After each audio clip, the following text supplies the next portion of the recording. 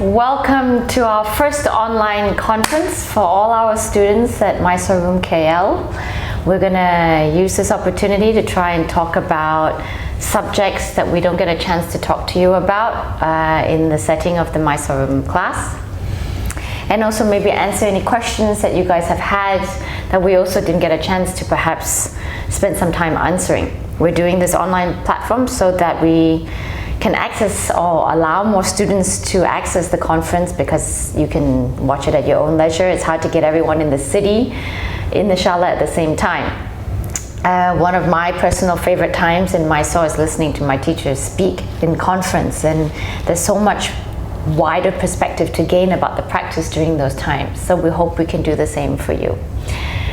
In this first session, we thought the best way to start is to discuss why we opened the shala, our goals and missions when we first created the space. So when we moved to Malaysia, to Kuala Lumpur, main intention to open a Mysore Room, it was to create a space entirely dedicated to the teachings of Ashtanga Yoga, and exactly the way it's taught to us in India by our teacher Sharat Joyce. Create a place where we only would teach Ashtanga Yoga, solidly dedicated to this method. So before we did that, there was some promise that we made to each other. First of all, the lucky thing is that we met assisting our teacher in Mysore, assisting both at the same time without knowing each other. We were already in a yoga room, so we had a nice feeling of what would be hopefully the rest of our lives. And also, before we got to know each other better, and also romantically, of course, we got to understand that the way we understand this practice and the way also we want to teach it was exactly the same. Our morals and our beliefs were completely aligned, not just regarding the practice and this method, but also regarding life. And in the end of the day, to learn about yoga is to learn about life. That's true. Before I start, I want to just take away a piece of cotton that's on your beard. Anyway, the promises that we made to each other. The first most important thing is we promised each other we would teach everyone that walked through our doors that was interested in learning from us. It didn't matter, there was no challenge too big.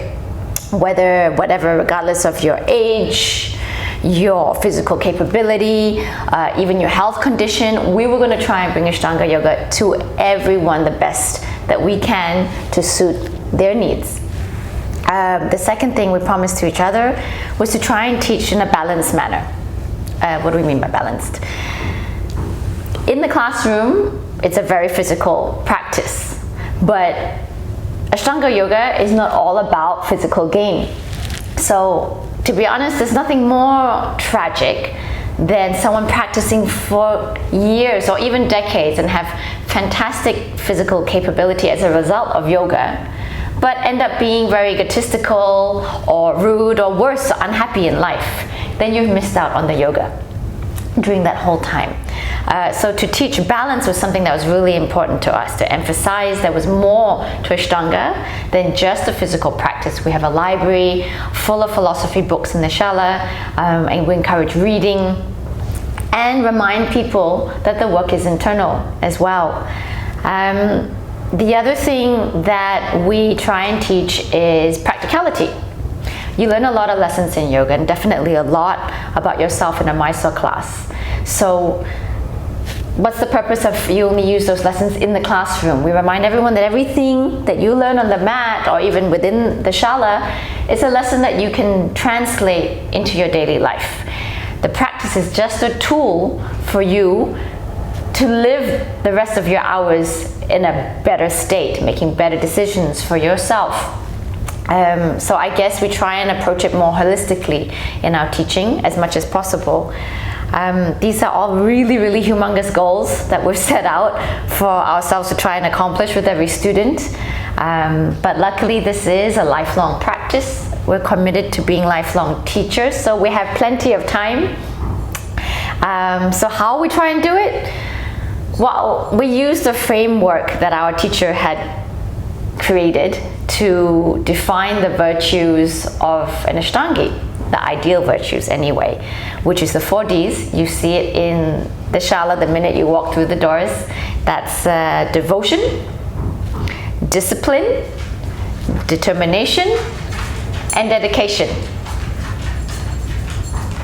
Hi, Millie. Someone wants to talk. You also. are in the camera. Sit. Sit. This is Millie. Some of you have met her already. Okay. What was I saying? 4 Ds. Big goals, but we use the framework of these 4 Ds to form the basis of our teachings. Stay. Someone needs a little attention. Continue.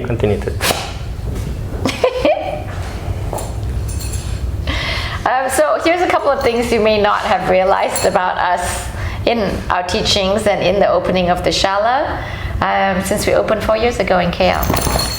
So first of all, discipline. So without consistency, there's no discipline. So we always keep the schedule in our shala the same all year round. So even when we travel to India to learn with our teacher, that we travel every year, we kept the shala open. So we try and we make our best to be here for you, so you can be here for yourself.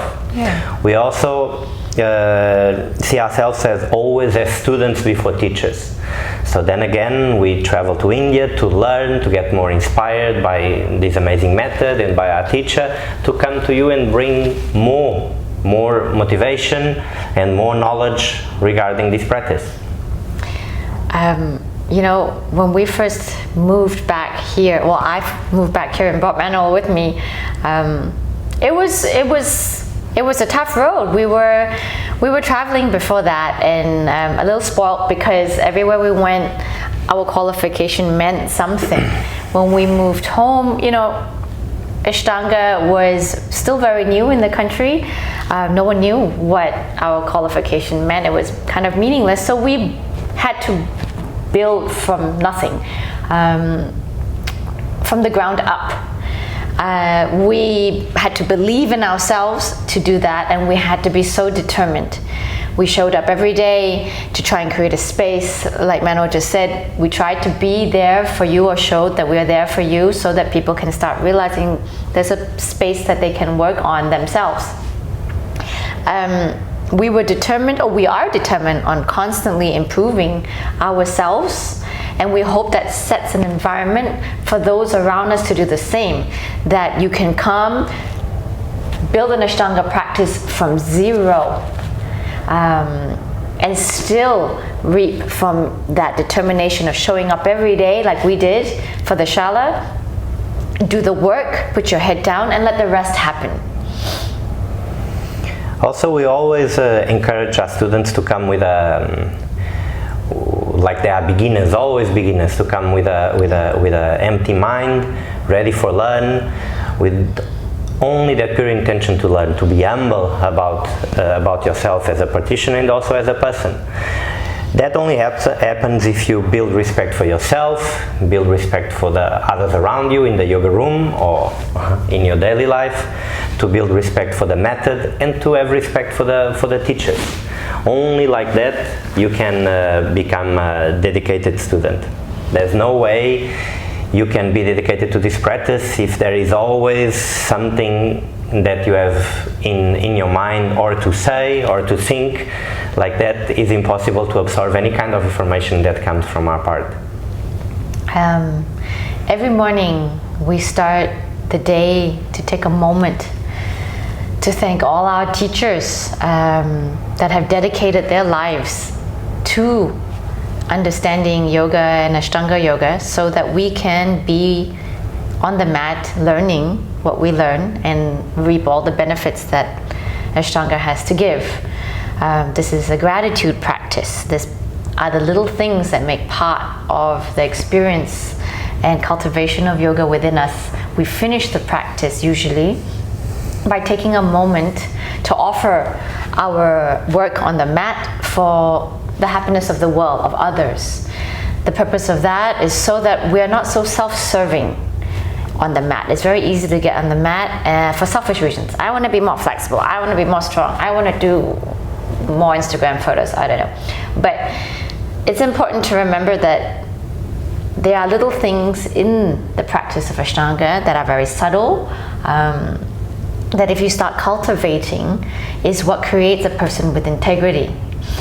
These are little things that we try to remind people with the reasons of what we do in this practice and why.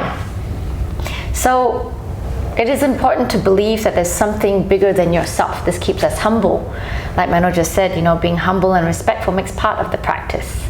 You don't want to practice for superficial gains, because at some point, being devoted only to yourself, it's not going to work out so well for you. And then you're going to miss out again on the yoga. So everything we do has thought behind it. The framework of Ashtanga itself and how it's taught has a reason for every little thing. No advice that we give is generic. We try to approach every student in a personalized manner, whether it's advice or adjustments. Each classroom or every day when we have a class, we make it a point to never let it be like a factory. Some days you may get adjusted physically in something. Some days you are intentionally left alone for you to struggle, for you to use asana as a tool to figure out and explore your body and how to move it.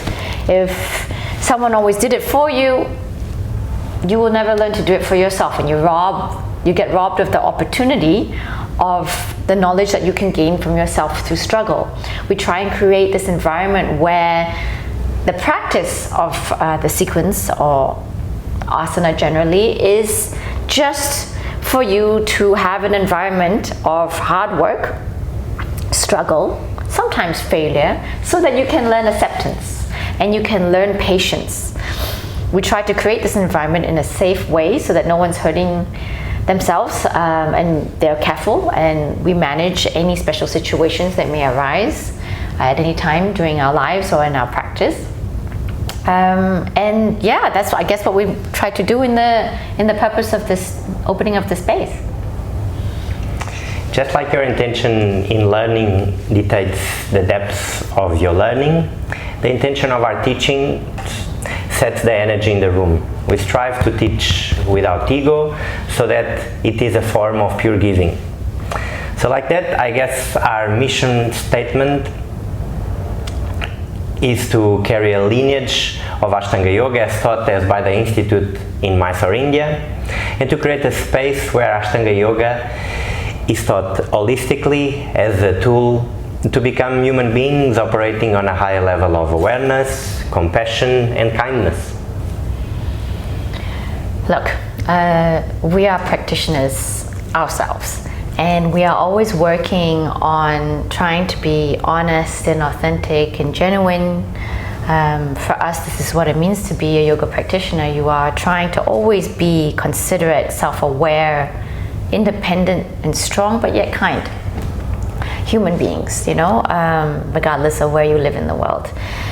And we hope that by working on ourselves constantly, that we get those around us to work on themselves. When we first started this practice in the shala to bring this life-changing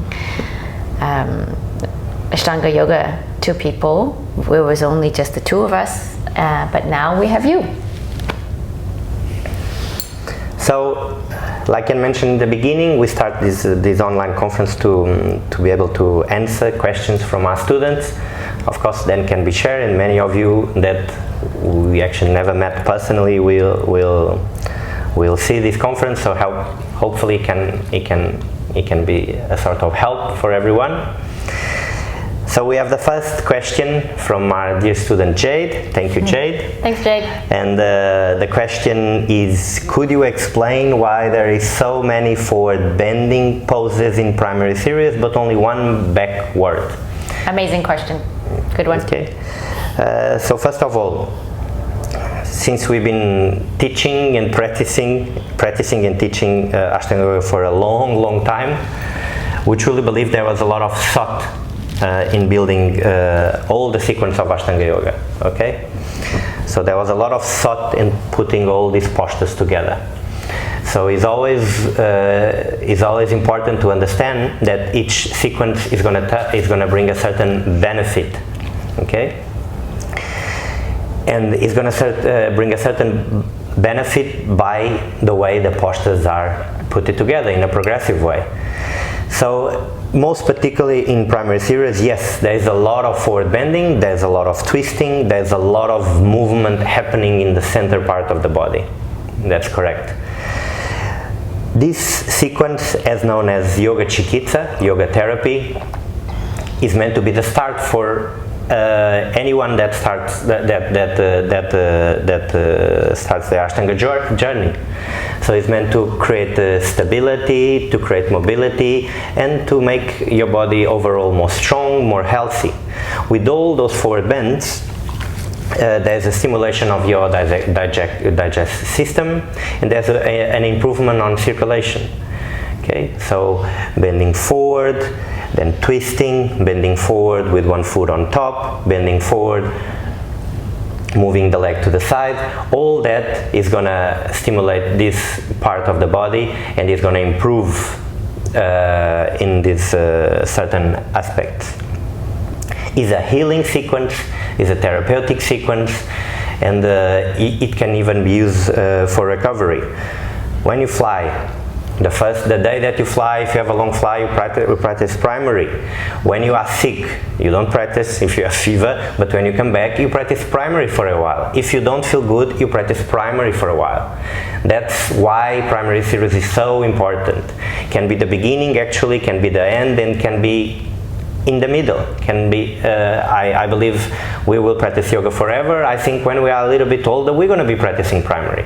So all these postures that, yes, for bends and twists, they are very, very beneficial in this way. Okay, to be addressing specifically to the question regarding forward bends. Can I add something? I want to add something. First, I like how you use the word backward, not back bend, because since you use the word backward, you are forgetting there are a couple of opposite direction movements in the primary series. You have Purvottanasana, you have Setubandhasana, and on top of that, there are a couple of movements that you're forgetting that allow for you to prepare arching of the back. Actually 53. There are 53 up dogs. Upward dogs? Urdhva Dhanurasana. Urdhva Mukha.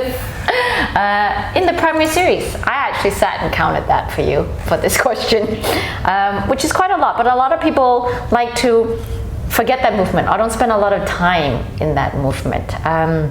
But that aside, I like to think of it this way. Take a step back. Don't look at the practice as just, look, it's one posture. Don't isolate. Like, you know, we have a tendency usually to start with the blinkers on. If you take a step back, look at how it is developed and how it progresses in a whole. We start with the standing sequence after our sun salutations, and a lot of the standing sequence, a lot of the purpose, I think anyway, there can be many different answers for this from different teachers and different aspects, but in my personal view, the standing is a great place for you to learn how to use your feet on the floor. The part of your body that's touching the floor is a great way to find access to the rest of your body. So you do the standing sequence, explore using your feet on the floor. What happens from there? You have a bunch of forward postures, which I don't see as forward postures, but I see them as postures that allow for you or give you an opportunity to learn how to engage your legs. When you can engage your legs, you can learn to engage your core, right? Which Manuel had just brought up, that the entire primary series is a detoxification sequence. So a lot of it revolves around movement in the core. So if you step back, you're building the part of you, your foundation. You're learning to use your legs and your core. And then much later, these are great ways to prepare for you to do other parts, which is back bending or what have you. But you need to learn to use that part first. So everything is built up for a reason. It's a preparation. So when we get stuck somewhere, I know in your case, you're frustrated because of learning how to drop back and come back up. It's a place that many people get stuck for a little while. We tend to fixate on just the problems that we're looking at, but there's so many things and opportunities for you to learn to work before that. Exactly. Right? So we can't get too fixated on just the one issue. Take a step back and look at all the things that you already have that make part of your practice that you can work on to problem solve. I guess. Yeah, I think it's a good answer. I hope that's okay. Helped. I'm sure there's a lot of different more answers from a lot of different teachers and perspectives. This is what I can think of, and we can think of now. We could go very specific about actually for band, what it does, what it doesn't. But it's important to see the overall, and I think that's what we are trying to explain here. So that's it. That's going to be our first conference. Keep sending in questions. We're loving it. It gives us a chance to also think and explore, discussing, like I said, topics. Drop them in the box. They're in the library on the bookshelf. If you have any other questions you'd like us to bring up in the conferences coming up. Don't forget to check the Facebook page that we have for the Shala. Some information coming up on the upcoming retreat that we're about to host. Very exciting stuff. And I guess we'll see you in class. See you. Tomorrow. Thank you for watching. Bye, guys. Bye-bye.